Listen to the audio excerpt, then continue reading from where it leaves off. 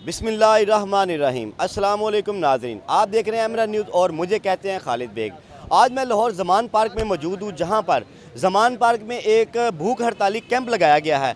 आपने तहरीक इंसाफ के बहुत से नारे सुने होंगे, क्या हम गुलाम है, इम्पोर्टेड हुकूमत नामंजूर।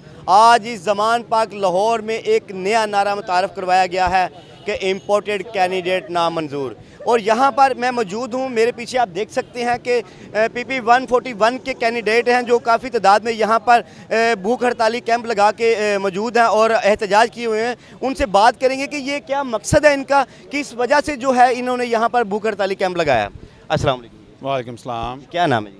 वकास महमूद मान। अच्छा वकास भाई, ये देखने में आ रहा है अभी इलेक्शन का दौर जा रहा है, टिकटें बांटी जा रही हैं।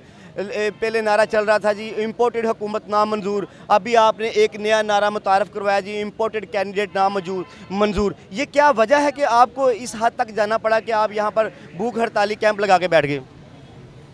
सर देखें, गिला अपनों से ही होता है। खान साहब के लिए तो हमारी जान भी कुर्बान है, हम उनके लिए हर हद तक जाने को तैयार हैं।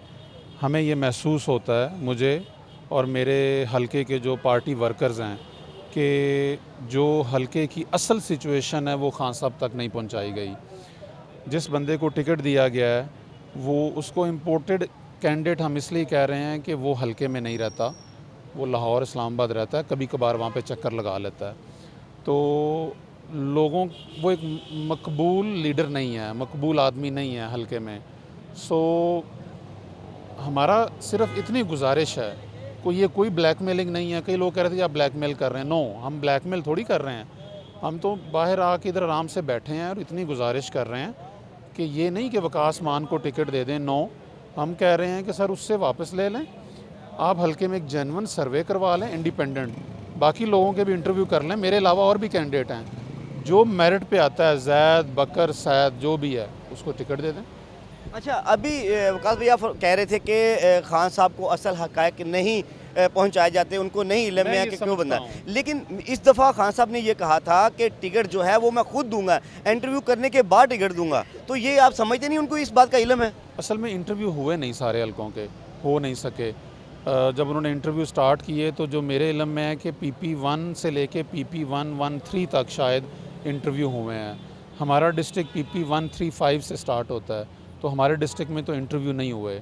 उसके बाद जो है वो उन्होंने 1-2 दिनों में, मुझे नहीं पता पार्टी लीडरान ने किन्होंने इशू किए हैं किन्होंने नहीं, क्योंकि हम तो वहाँ पे मौजूद नहीं थे, तो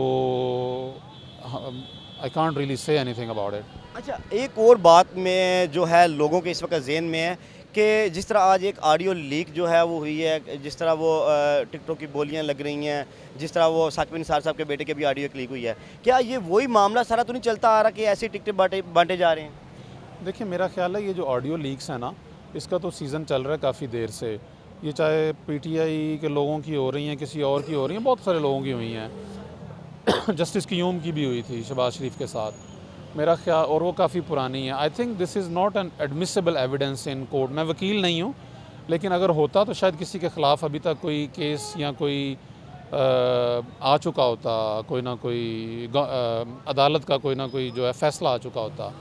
मैं कुछ कह नहीं सकता इसके बारे में कि क्या ये जेन्युइन है, गलत है, सही है, क्या है। सर हम तो आम वर्कर हैं, हम आम आदमी हैं, खान साहब के नारे पे उठे हैं नया पाकिस्तान बनाने के लिए। मैं UK से आया हूँ, 2018 में खान साहब को वोट देने आया था और फिर यहीं ठहर गया, खान साहब के नज़रिए पे कि अपना हिस्सा डालना चाहता हूँ पाकिस्तान की और अपने इलाके की बेहतरी में, आवाम की बेहतरी के लिए। उस नारे को लेके निकले हैं। ये अगर कुछ साजिशें हो रही हैं ये ऑडियो शाडियो की, हमें नहीं पता। अच्छा, अभी आप कब तक यहाँ पर ठहरने का इरादा है कि आप भूख हड़ताली कैंप लगा के बैठे हैं? कब तक, जब तक आपके मुतालबात माने जाते? सर ये मुतालबात नहीं है, गुजारिशात हैं।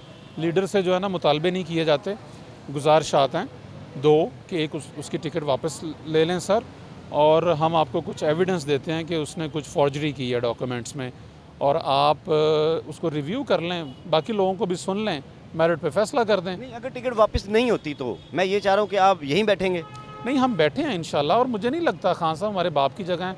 ऐसा कैसे मुमकिन है कि बच्चा भूखा बैठा हो और बाप उसको जो है वो पूछे ना।